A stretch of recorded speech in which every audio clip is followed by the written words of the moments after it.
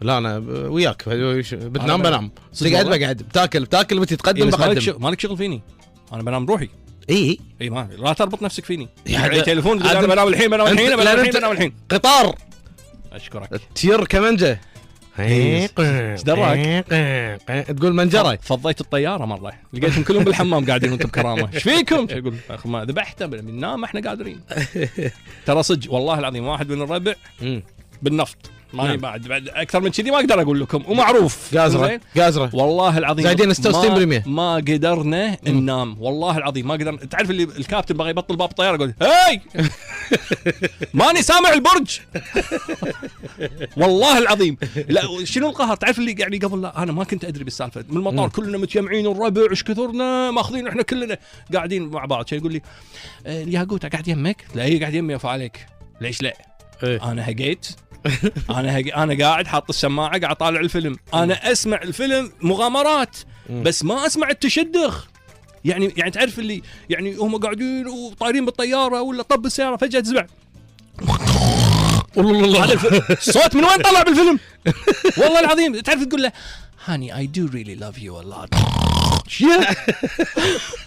وخرت انا بطلت السماعه واخرت سماعه ولا الربع كلهم ملتفتين قاعد يطالعون والله العظيم قاعد يطالعون. كان اقول لهم هذا منه كان يقولون اي والله. قلت لهم اوكي ما يخالف. وخرت والله رحت قعدت عند الحمام مال الكابتن وبس قزرتها والله. تربعت الارض والله يا اخوك.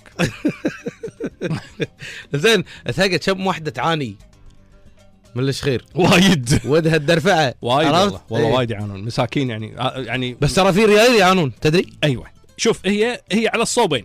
اي عاد شنو عذرها؟ والله تعبانه انا لا كل شيء علي. والله اليوم مديرتي اذتني نفسيتي تعبانه ماكو خدامه وانحاشت قبل العيد عرفت شلون.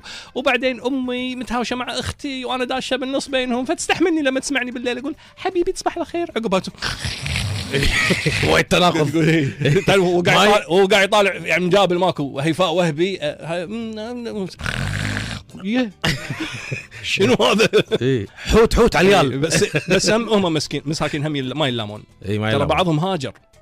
انت تجرح وتداوي تمام تعجبني. يعني بعض الحريم مساكين يعني بدأوا من الغرفة إلى القنفة لا زال الصوت يسري إلى الصالة لا زال الصوت يسري إلى بيت أهلها.